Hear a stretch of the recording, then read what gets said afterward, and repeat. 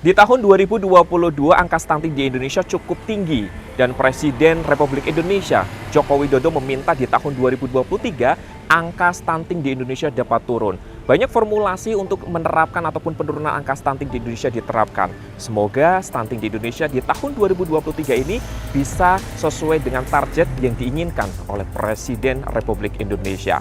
Untuk episode kali ini kita bakal membahas tentang stunting dan juga pencegahannya pemirsa. Dan nanti kita juga bakal tanyakan ke masyarakat Kota Pekalongan apakah mereka paham tentang stunting. Dan seperti biasa, nanti kita juga bakal mendengarkan penjelasan secara detail dari dokter ataupun narasumbernya. So, jangan kemana-mana, ikutin kita terus hanya di program Narasehat, Narasi Kesehatan.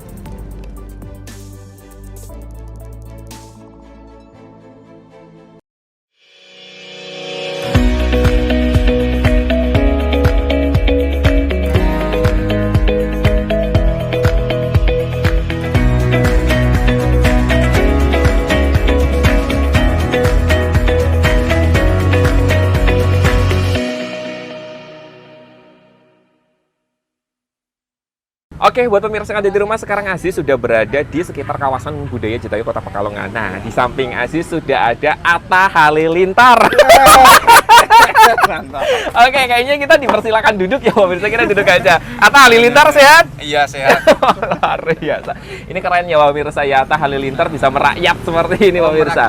Oke, insya Allah ya. Tapi pemirsa yang ada di rumah penasaran nih, pingin kenalan dengan siapa dulu? Namanya Heru. Nama Mas Heru. Mas Heru di sini lagi ngapain? Jualan somai. Jangan, nggak percaya banget. Ini mukanya selebriti masa di sini. Jangan bercanda, anjing. Lagi ngapain di sini? Aslinya YouTuber. Aslinya YouTuber. Nggak, Mas Heru seriusan di sini lagi ngapain? Lagi jualan somai. Yakin nih? Yakin. Kok Aurel bisa sama Mas Heru? Ya bisa ganteng. Skip ya pemirsa kan dari rumah ya. Oke Mas Heru, kita nggak bakal bahas tentang jualan somainya Mas Heru atau gimana, tapi kita bakal membahas tentang stunting. Nah, Mas Heru tahu nggak apa itu stunting? Nggak tahu. Padahal ini jajanannya sehat ya, somai ya, kan dikukus sehat. Harusnya tahu dong. Stunting nggak tahu? Kurang tahu. Gizi buruk tahu nggak? Gizi buruk tahu. Apa menurut Mas Heri? Ya, gizi Mas Heru? buruk itu kekurangan gizi. Kekurangan ya, gizi, kurang makan, protein, segala macam. uang 100.000, Uang 100.000. uang 5. Kantong kering itu bisa gizi buruk ya? Bisa juga kan. Oke. Kalau apa tuh namanya, orang yang dilahirkan pendek itu tahu nggak? Tahu. Apa? Cebol. Cebol itu mungkin bahasa masyarakatnya ya. Kalau bahasa keilmuan kedokteran ataupun kesehatannya itu namanya stunting. Oh, namanya stunting. Nah, jadi udah tahu ya sekarang stunting ya. Coba stunting itu apa? Ende. Beda. Ini gimana? Pusing ya. Padahal jajannya sehat loh pemirsa ya. Somainya kan 4 sehat 5 sempurna dikukus gitu ya. Ini wareg aslinya tahu. Nah, tahu nggak penyebabnya orang yang dilahirkan, kadang bahasa sekeliling ataupun masyarakat kita itu kerdil gitu kan ya. Tahu nggak itu penyebabnya biasanya apa sih Mas Heru? Kurang paham. Kurang paham ya. Ya mungkin keturunan gen mungkin. Keturunan, jangan ngeri ini bahasanya gen. Gen Halilintar atau generasi Z atau gen apa nih? Generasi Z-nya itu kurang wah. Generasi Z. Ini semakin kesana semakin kesini ya pemirsa yang ngobrol sama Mas Heru ya. Nah, sekarang Aziz sudah ketemu. Kalau tadi sama Atta Halilintar, sekarang adiknya ada Torik Halilintar. Tarik sis. Lagi tarik sis ya. Oke, Mas, kenalan dong dengan Mas siapa, Mas? Mas Erwin. Mas Erwin. Mas Erwin di sini lagi ngapain? Lagi main. Iya. Lu ngomongnya jangan main dong, lagi nongkrong aja nih lagi gitu. Nongkrong aja nih. Lagi mancing Mancing orang-orang pada datang ke sini. Iya benar. Nah, tapi serius lagi ngapain di sini? Jualan. Jualan luar biasa ya Pak. Ini namanya entrepreneur atau pengusaha ya Mas Erwin ya. Amin. Amin ya robbal alamin Mas Erwin. Tapi kita nggak bakal bahas tentang usaha ataupun entrepreneurnya Mas Erwin nih. Kita Mas akan bahas tentang stunting. Mas Erwin tahu nggak stunting itu apa? Kurang tahu. Gayanya udah keren. Ternyata ditanyain stunting kurang tahu pemirsa ya. Taunya kalau ketemu cewek stunting gitu. Apa itu? Salting. Lucu ya. Salting, oke. Mas Erwin, kalau Mas Erwin tahu nggak sih kalau mamanya seseorang, bukan seseorang, seorang bayi terlahir secara kerdil itu kurang lebihnya stunting itu seperti itu. Kalau setahunnya Mas Erwin itu apa namanya? Berarti... Kalau di lingkungannya Mas Erwin? Apa ya? Apa ya?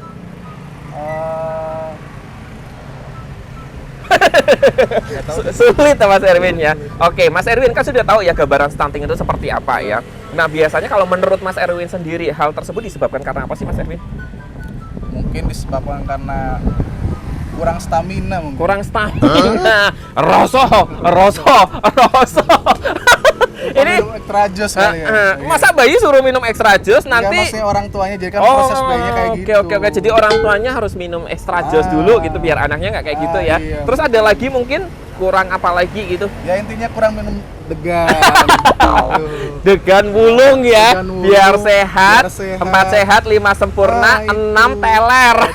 Kalau tadi itu beda. Beda, ya. Minumnya orang tua. Iya benar. Ataupun orang jalan-jalan. Jalan-jalan. Oke Mas Erwin, Iya. mungkin kalau umpamanya tadi apa tuh namanya disebabkan karena mungkin kurang gizi ya, terusan juga gizi yang dikonsumsi orang tuanya ketika mengandung dan juga setelah dilahirkan itu kurang terpenuhi gitu, bukan karena kurang minum stamina. Oke Mas Erwin, kalau boleh tahu nih Mas Erwin tahu nggak sih perbedaan antara stunting dan juga gizi buruk? Kalau setahu saya kalau gizi buruk itu Apa? kurangnya asupan yang bergizi-gizi. Yang bergizi-gizi ya, seperti kurang uang 50.000, 100.000. Itu semua orang kayaknya. Anak kecil aja itu semua orang itu. Semua orang ya itu jadi memperbaiki gizi banget ya. Baik gitu. Oke, kalau stunting sendiri apa? Kurang paham. Kurang paham ya. Jadi kalau mamanya gizi buruk itu kurang gizi, karena stunting kurang paham ya. Jadilah stunting Soalnya gitu. itu kan sekolahnya Ha-ha. itu cuma masuk gerbang udah gitu. Geng-geng bolos-bolos klub ya. Tahu-tahu kok udah ada Udah enggak di kelas itu enggak. Wow tapi kok di gitu. kantin, Ini gitu. contoh yang baik yuk pemirsa. Loh. Oke deh Mas Erwin, daripada penasaran gimana kalau mamanya kita simak saja yuk langsung penjelasan dari dokter ataupun ahlinya. Oke. Gitu kan. Langsung aja yuk kita lihat kamera sana atau kamera sana. Oke. Check it out. Sip.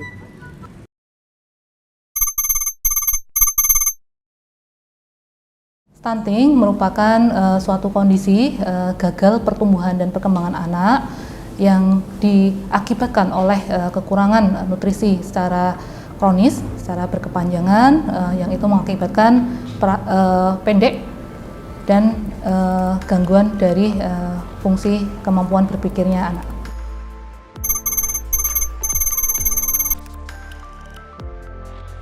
Pendek itu belum tentu stunting. Tapi kalau stunting mesti pendek. Tadi kata kuncinya adalah stunting bertubuh pendek dan ada gangguan di perkembangan dari fungsi daya pikirnya, kecerdasannya ya. Sementara kalau yang hanya pendek tapi dia cerdas ya, itu bukan stunting. Jadi tadi yang pendek belum tentu stunting, tapi kalau stunting mesti pendek aja.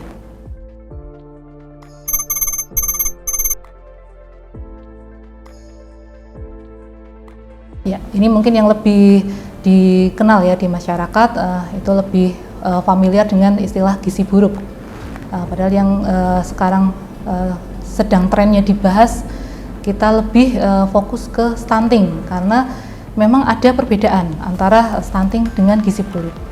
Untuk stunting itu indikatornya dengan melihat di grafik kurva pertumbuhan itu dasarnya adalah tinggi badan menurut usia. Kalau untuk yang gizi kurang itu parameternya adalah berat badan berdasarkan tinggi badan.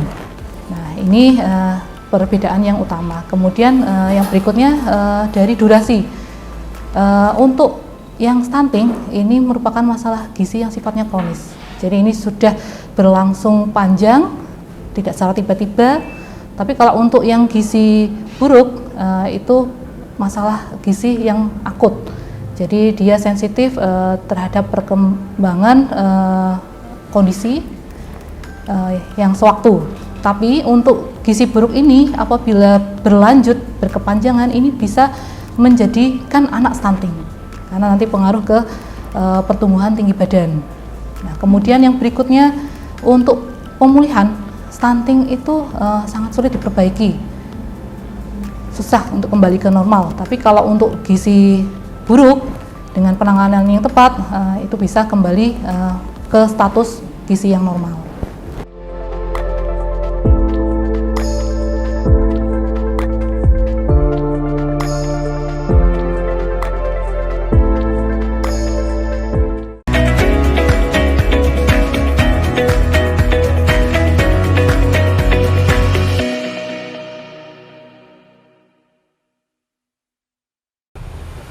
Oke, buat pemirsa yang ada di rumah, ini udah adem banget nih pemirsa. Seneng ya pemirsa, biasa syuting-syuting keluar-keluar jalan-jalan gini. Nah, Mas Aziz sudah kedatangan bidadari surga, ngomong kuku. Oke, bener aja Kak, kita kenalan dengan Kak siapa Kak? Lina. Kak Lina di sini lagi ngapain? Jualan. Lagi jualan. Oke, Kak Lina, Aziz mau tanya nih Kak Lina kalau boleh tahu, Kak Lina tahu stunting nggak sih? Tahu. Stunting, apa ya. Kak? Sepengetahuan Kak Lina aja. Apa sakit ini? Sakit Cacing? apa? Apa? Perut sakit. Oke, stunting Perut itu ya. adalah sakit perut Ya. gitu kan ya. Kalau Diare. Aziz boleh diare. Ya. Diare itu bukan stunting Oh, Kak. bukan. Stunting itu orang yang terlahir secara kerdil. Kalau di lingkungan Kak Lina itu namanya apa? Biasanya disebut apa? Nggak tahu. Nggak tahu ya. Nah, biasanya kan ini udah Aziz kasih tahu nih, stunting itu adalah orang yang terlahir secara kerdil. Nah, Kak Lina tahu nggak sih penyebabnya itu apa Kak biasanya Kak? Menurut Kak Lina, sampai seseorang bisa terlahir kerdil itu kenapa sih gitu? Itu ya. Kenapa? Kayak pencernaan gitu. Pencernaan, gizinya kurang gitu ya. Nah, Kak Lina penasaran nggak sih penyebabnya, pengertiannya, kemudian juga dampak negatifnya apa aja gitu? Apa ya? Penasaran kan? Iya. Yuk kita simak secara bareng-bareng yuk sama dokternya. Oke, check it out.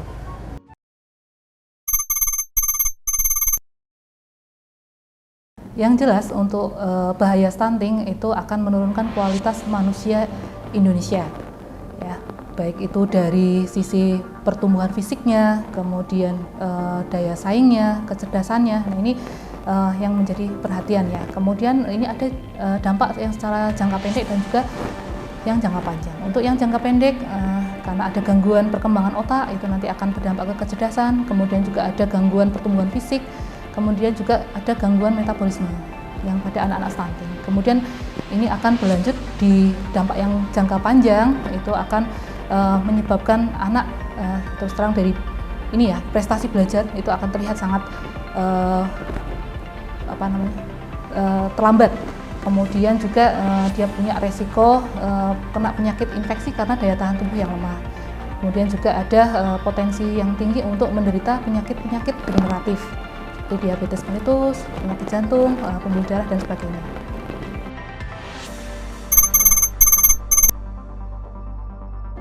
Untuk penyebab stunting sendiri itu bisa kita bedakan dari penyebab langsung dan penyebab yang tidak secara langsung. Nah, kalau seorang tenaga kesehatan, dokter bertemu dengan pasien dengan masalah gizi, itu yang langsung terpikirkan dan langsung kita coba cari penyebabnya itu adalah apakah itu dari intake masukan asupan gizi yang kurang atau dia sakit. Nah, ini yang dua faktor secara langsung ini yang harus kita kejar. Kemudian yang tadi ada juga faktor yang sifatnya tidak langsung. Tidak langsung itu tadi akan berpengaruh ke yang faktor langsung. Contohnya yang tidak adekuat mendapatkan asupan gizi itu banyak faktornya. Ini karena memang multidimensi ya, multifaktor. Ketika ada kemiskinan, faktor ekonomi itu akan mempengaruhi dari pola konsumsi keluarga. Ini juga nanti akan berkurang ke intake makanan. Kemudian bisa jadi ada kasus penelantaran juga, memang ada juga. Kemudian ada yang karena memang kurang pengetahuan dari orang tua terhadap pemenuhan zat gizi anak. Itu salah satu faktor tidak langsung yang nanti juga berpengaruh ke faktor langsung sebagai penyebab dari stunting. Kemudian yang di faktor infeksi, anak mudah sakit itu juga banyak faktornya yang tidak langsung menyebabkan timbulnya infeksi pada anak-anak gampang sakit. Itu yang pertama, status imunisasinya tidak lengkap. Jadi dia tidak terlindungi dari penyakit-penyakit yang berbahaya. Kemudian dari sisi kebersihan, sanitasi lingkungan itu juga berpengaruh. Nah, ini yang nanti dari penyebab ini yang harus kita cari dan itu yang harus kita atasi.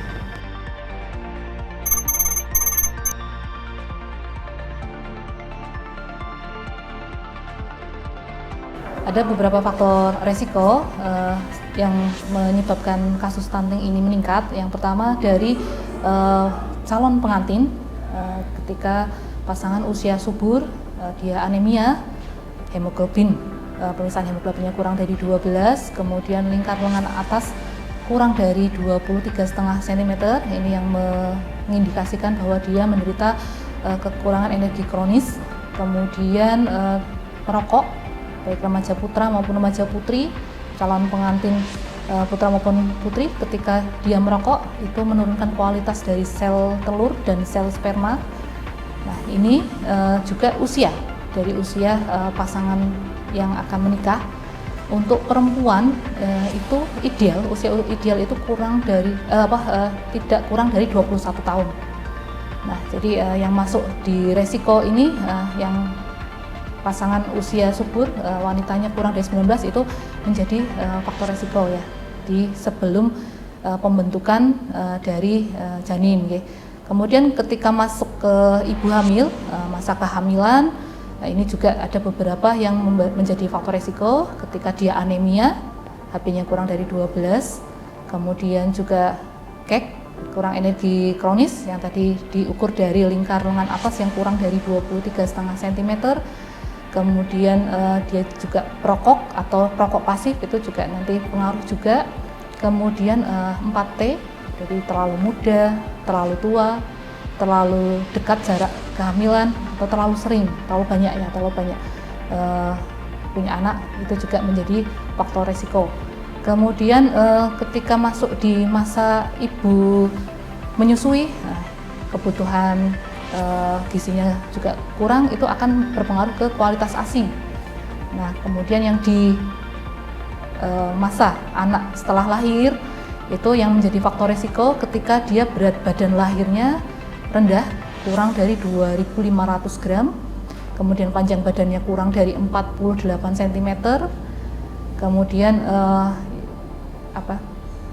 kurang lengkap status imunisasinya, tidak mendapat ASI eksklusif, tidak inisiasi menyusui dini, yang mana nanti kolostrum itu diharapkan bisa diberikan kepada anak yang menjadi daya tahan tubuh anak terhadap infeksi. Kemudian yang paling sering menjadi masalah adalah pemberian makanan pendamping ASI yang tidak tepat. Nah, kemudian ini memang masa yang paling rawan ini adalah di masa kehamilan dan anak sampai usia 2 tahun.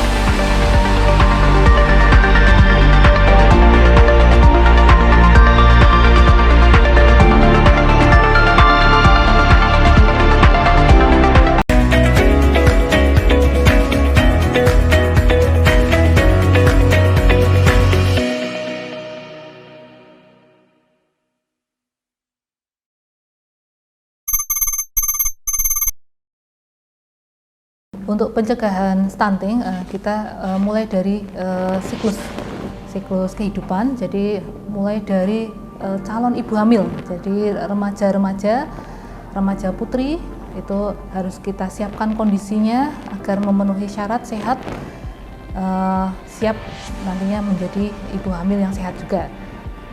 Yang situ berarti kebutuhan gizinya harus terpenuhi. Nah ini yang sekarang di masyarakat, remaja-remaja itu pada diet ketat dan sebagainya, itu yang menjadi perhatian, nanti ini menjadi resiko ya, itu harus dicegah. Jangan sampai remaja putri itu anemia, kemudian merokok itu juga harus dicegah nanti untuk mempersiapkan kondisi calon-calon ibu ini menjadi calon ibu yang sehat. Kemudian di ibu hamil, calon ibu tadi ketika hamil harus dipersiapkan juga kebutuhan nutrisinya harus terpenuhi, kemudian rutin memeriksakan kehamilannya, kemudian suplementasi zat besinya itu harus secara rutin diminum. Kemudian tahap selanjutnya ketika menjadi ibu menyusui itu pun pemenuhan gizi ibu menyusui harus tercukupi sehingga nanti kualitas ASI yang diberikan kepada anak itu bagus. Yang berikutnya ketika anak lahir, nah ini yang pertama untuk pencegahan diupayakan inisiasi menyusui dini, kolostrum, jadi ASI yang berwarna kuning itu diminum oleh bayi. Nah ini untuk kekebalan nantinya. Kemudian yang berikutnya ASI eksklusif sampai 6 bulan itu bisa diberikan.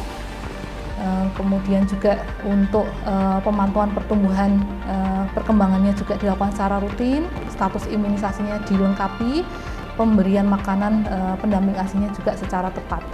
Nah ini yang harus dilakukan untuk mencegah stunting. Kemudian juga nanti ketika sudah masuk usia sekolah itu juga kebutuhan gizi harus tercukupi, ada imunisasi anak sekolah itu juga dipenuhi juga, itu nanti akan menjadi siklus yang harus kita putus agar stunting ini tidak berputar. Karena nanti yang dari remaja stunting itu akan berisiko menjadi ibu yang menghasilkan anak-anak stunting. Nah, ini yang harus kita tangani bersama, dicegah lebih baik. Gitu. Oke.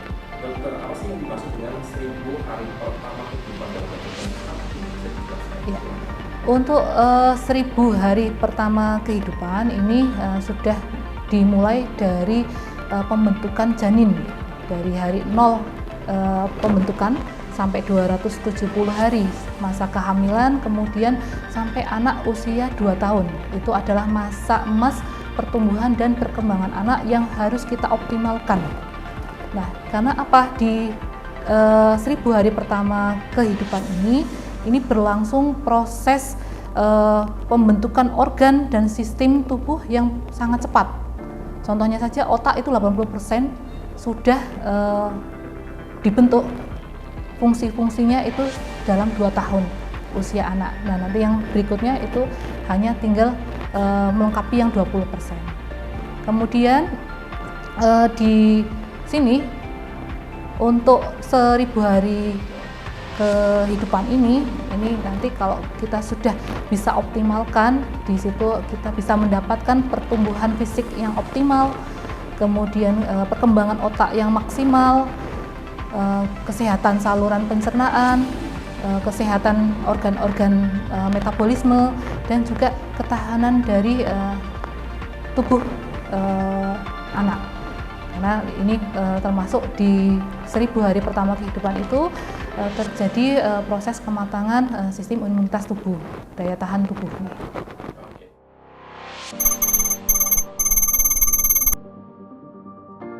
Ketika melewati 1000 hari pertama kehidupan, ketika seorang ibu hamil melewati trimester pertama kehamilannya.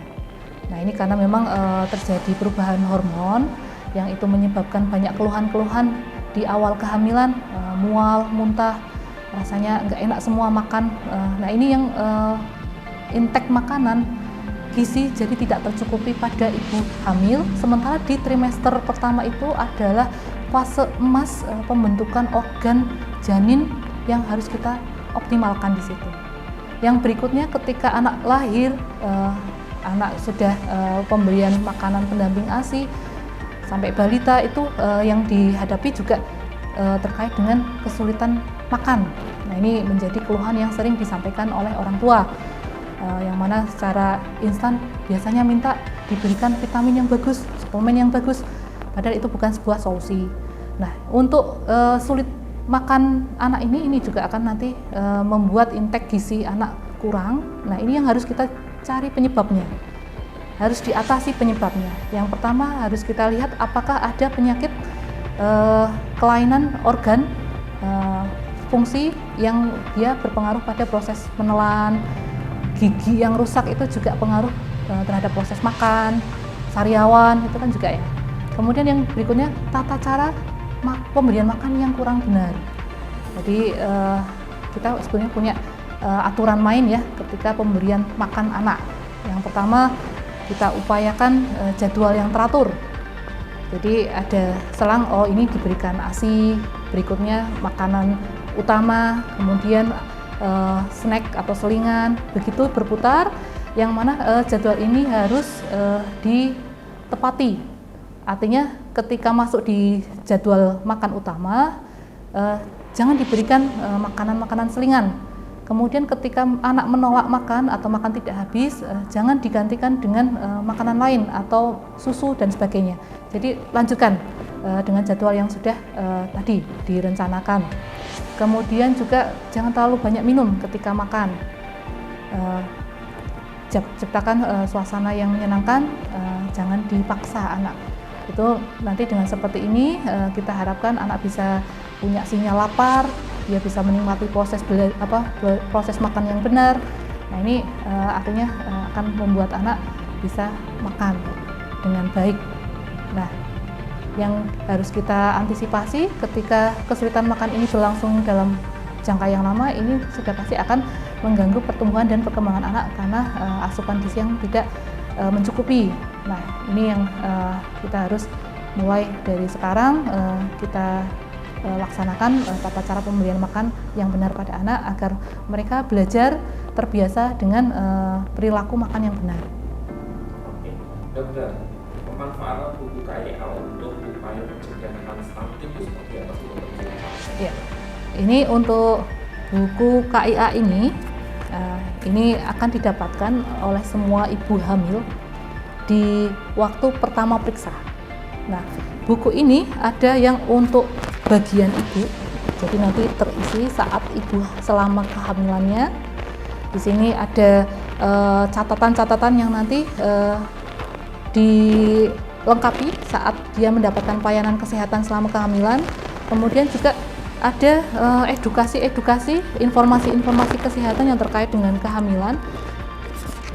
Ini menjadi bekal ilmu ya untuk para ibu hamil menjalani kehamilannya, termasuk tanda-tanda bahaya kehamilan itu juga nanti di sini ada semua. Nah, ini kita budayakan membaca, budaya membaca ini yang harus digalakkan ya di masyarakat, bahwa buku ini tuh tidak hanya untuk petugas kesehatan, tapi ini juga harus dimanfaatkan oleh semua ibu khususnya ya. Kemudian ada juga yang bagian anak. Jadi kalau yang tadi ini diisi ketika masa kehamilan, nanti begitu anak lahir ini akan punya space sendiri di sini, yang di sini juga nanti akan tercatat pemberian pelayanan kesehatan. Makanya nanti setiap anak mendapat pelayanan kesehatan, buku ini dibawa. Jadi nanti terekam data-data kesehatan anak yang nanti ini akan sangat bermanfaat untuk tindak lanjut masalah-masalah yang terjadi. Kemudian di sini juga ada ilmu-ilmu, pengetahuan, informasi yang bisa didapatkan untuk orang tua terhadap perawatan anaknya. Kemudian juga deteksi perkembangannya setiap rentang usia ini sudah nanti bisa dilakukan secara mandiri. Jadi begitu ada yang tidak sesuai, ini bisa segera ditindaklanjuti. Karena yang namanya deteksi dini kemudian ditangani dengan segera, itu diharapkan nanti hasilnya lebih maksimal. Kemudian di buku KIA ini nanti diperlukan sekali untuk pemantauan pertumbuhan dan perkembangan anak. Jadi ada grafik-grafik yang harus terisi. Nah, ini yang diharapkan dari masyarakat memanfaatkan posyandu. Jadi tidak sekedar nimbang, tapi di sana ada kepentingannya. Bahwa nanti grafik di sini terisi yang berat badan, tinggi badan, lingkar kepala. Jadi nanti diplotkan di kurva ini yang berat badan per umur, tinggi badan per umur, atau berat badan per tinggi badan. Ini nanti untuk menentukan status gizi dari anak. Termasuk juga nanti catatan hasil pengukuran dari lingkar kepala. Nah, ini ketika ada 2 kali tidak naik, ini juga sudah harus menjadi suatu perhatian. Harus sudah dikonsultasikan, kita cari penyebabnya apa, segera ditangani. Kemudian juga yang namanya membaca grafik itu bukan sekedar naik berat badannya, tapi juga ada targetnya. Nah, jadi nanti kalau ketika ada grafik yang tidak sesuai dengan arah perkembangan, nah ini yang juga menjadi suatu perhatian. Ini harus segera dicari penyebabnya, karena nanti kekurangan ini ketika berlangsung secara kronis, ini akan menjadi tadi stunting.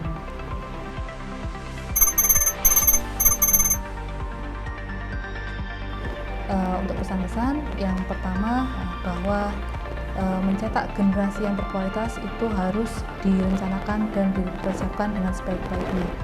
Yang berikutnya, yang kedua, bahwa kita upayakan pemenuhan hak-hak anak, termasuk di dalamnya adalah pemenuhan gizi, kemudian juga lingkungan yang positif, dan juga status imunisasi yang lengkap.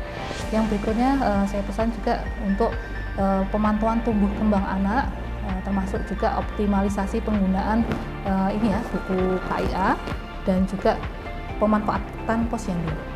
Nah, ini dengan kita semua bersama-sama dengan sumbangsi apa yang mampu kita berikan, ini mudah-mudahan kita bisa mencetak generasi penerus bangsa yang sehat, berkualitas untuk masa depan bangsa yang lebih baik.